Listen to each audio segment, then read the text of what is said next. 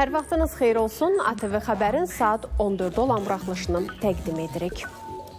Prezident İlham Əliyev Pekində China Energy Engineering Corporation Limited şirkətinin sədri Son Kailing ilə görüşüb. Görüşdə şirkətin Azərbaycanda hazırda bir neçə layihə həyata keçirdiyi vurğulanıb. Qeyd olunub ki, şirkət Xəzər dənizində 1 giqavatlıq külək enerjisi mega layihəsinin podratçısıdır. Şirkət Füzuli rayonunda günəş enerjisi və digər layihələri isə investisiya yatırıb. Söhbət zamanı uzun müddətli birgə enerji planlaşdırma layihəsi ilə bağlı fikir mübadiləsi aparılıb. Görüşdə Azərbaycanda gələcəkdə enerji tədqiqat mərkəzinin yaradılması ilə bağlı məsələlər müzakirə olunub. Şirkətin suyun idarə edilməsində böyük təcrübəsi nəzərə alınaraq, bu sahədə də əməkdaşlıqla bağlı fikir mübadiləsi aparılıb. Prezident İlham Əliyev Pekində China Global Television Network telekanalına da müsahibə verib. Ötən gün ordumuzun bölmələri tərəfindən Güya Xəznəvar yaşayış məntəqəsi istiqamətində atəş açılması barədə Ermənistan Müdafiə Nazirliyinin yaydığı məlumat növbəti dezinformasiyadır və həqiqəti əks etdirmir. Bu barədə ATV Xəbərə Müdafiə Nazirliyindən məlumat verilib. Azərbaycan ordusunun bölmələri tərəfindən mülki əhali və obyektlər istiqamətində heç vaxt atəş açılmır. Qarşı tərəf bu cür məqsəd yönlü dezinformasiya və yalan məlumatlar yaymaqla öz təxribatlarını örtbasdır etməyə, eləcə də beynəlxalq ictimaiyyətdə yanlış rəy formalaşdırmağa çalışır deyə nazirlikdən bildirilib. İrəvanda qondarma erməni soyqırımı ilə bağlı təşkil olunan yürüşdə növbəti dəfə təxribata əl atılıb, aksiya iştirakçıları Azərbaycan və Türkiyənin bayraqlarını yandırıblar.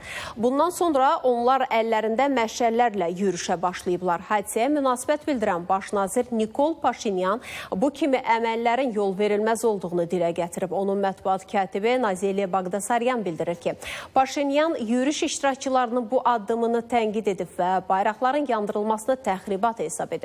Beynəlxalq tanınmış dövlətin, xüsusilə də qonşu ölkələrin bayraqlarının yandırılması hökumət başçısı tərəfindən başqa cür qiymətləndirilə bilməz. Bu, təxribat və təhrik edici xarakterli addımdır deyə Baqdasaryan qeyd edir. Dünyanın 30 ölkəsinin səyyah elitasında yer alan nüfuzlu beynəlxalq səyahətçilərin Qarabağa səfəri başlayıb. 6 qitəni təmsil edən səyyahların yer aldığı qrupun rəhbəri dünya şöhrətli səyyah Naman Mania qrupunun təsisçisi Hari Mitsidesdir. Səfərə Füzulidən başlayan səyyahlar Şuşada olublar, sonra isə Xankəndi və Ağdama gedəcəklər. Ümumilikdə 3 gün ərzində Qarabağ və Şərqi Zəngəzurda aparılan nəhəng bərpa və quruculuq işlərini, mina təmizləmə fəaliyyətini, Ermənistan tərəfindən işğal dövründə törədilən vəhşilikləri, dağıntıları müşahidə edəcəklər.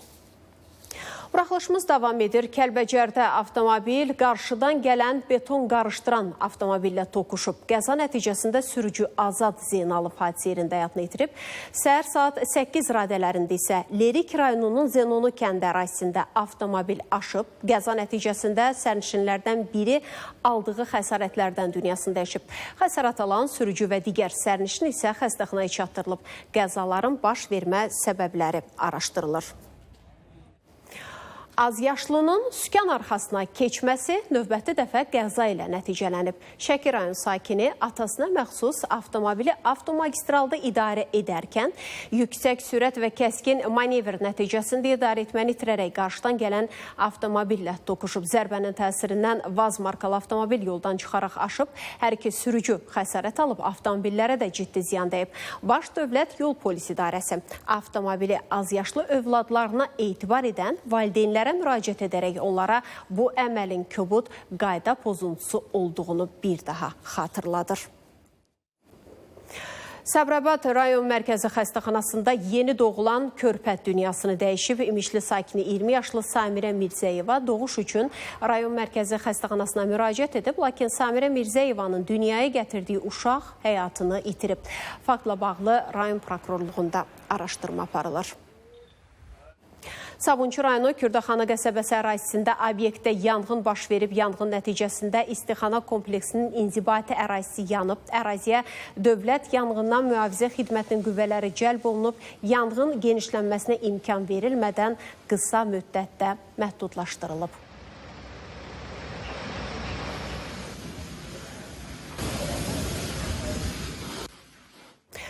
Quba Qonaqkənd Muçu avtomobil yolunun 7-ci kilometrliyində Qaraçayın üzərində çökən körpüyə baxış keçirilib. Nəticədən asılı olaraq tədbirlər planı hazırlanacaq. Xatırladaq ki, dünən axşam saatlarından Quba Qonaqkənd Muçu avtomobil yolunun Quba rayonunun 2-ci Nüqədi kənd ərazisindən keçən hissəsində Qaraçayın üzərindəki körpü qəzalı vəziyyətə düşüb. Çaya gələn sel nəticəsində körpünün dayaqlarından bir neçəsi əyilib.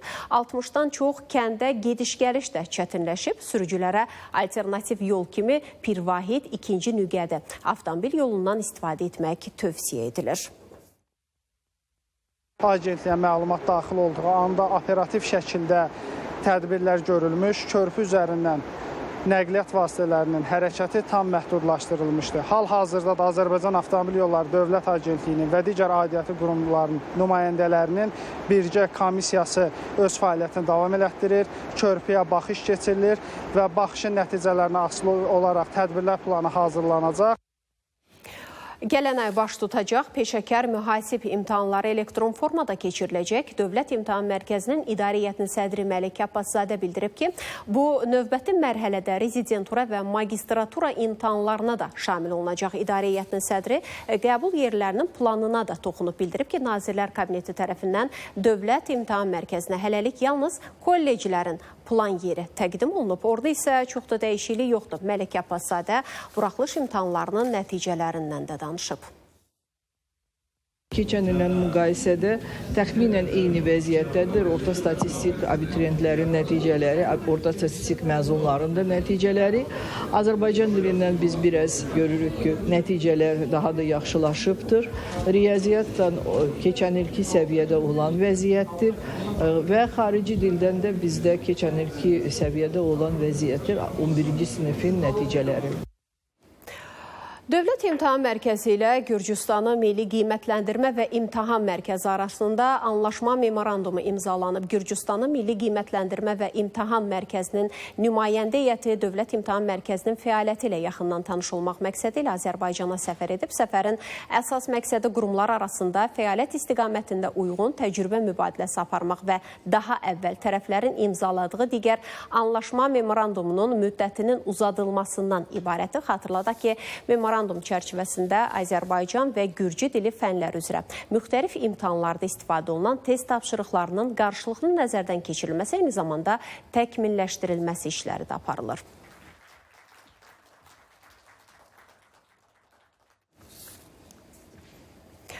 ...2023-cü ilin sentyabr ayında antiterror tədbirləri zamanı şəhid olan leytinant İsmail İsayevin ad günü mərasimi keçirilib. 2000-ci il aprel ayının 24-də dünyaya gələn şəhid İsmail İsayev Ağdərə rayonu istiqamətində gedən döyüşlərdə qəhrəmancasına şəhid olub. Yaxınlarının sözlərinə görə o, uşaq vaxtından idmanla məşğul olub, arzusu hər zaman vətənini bütöv suveren görmək idi. 23 yaşında canını vətən uğrunda fəda edən leytinant İsmail İsayevin timsalında bugün bütün şəhidlərin ruhu şaddı.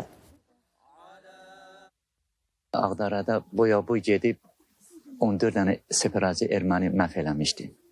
Cənab Prezident tərəfindən ordena layiq olmuşdu. Vətən xidmətə görə orden. Hərbiyə çox həvəsi vardı. Bizdə güclü idmançı idi. Master sport qara kəmər ustası idi. 3 qat Avropa çempionu, 5 qat dünya çempionu, 17 qat Azərbaycan çempionu.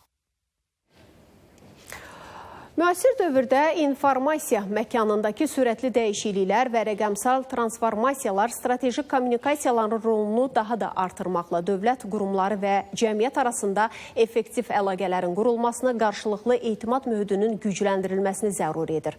Bu barədə Medianın İnkişafı Agentliyi, ADA Universiteti, İnkişaf və Diplomatiya İnstitutunun birgə təşkilatçılığı ilə başlanılan təlimdə məlumat verilib. Bir sıra dövlət orqan və qurumlarının kommunikasiya məsul şəxsləri üçün strateji kommunikasiya və böhran kommunikasiyalarından yeni trendlər mövzusunda keçirilən təlimdə bildirilir ki, aktual təcrübələrin təhlili və müzakirəsi iştirakçıların bilik və bacarıqlarının artırılmasına zəmin yaradacaq. Bu cür təlimlər mətbuat xidmətlərinin peşəkarlığının artırılmasına və daha çevik kommunikasiya strategiyalarının hazırlanmasına mühüm töhfədir.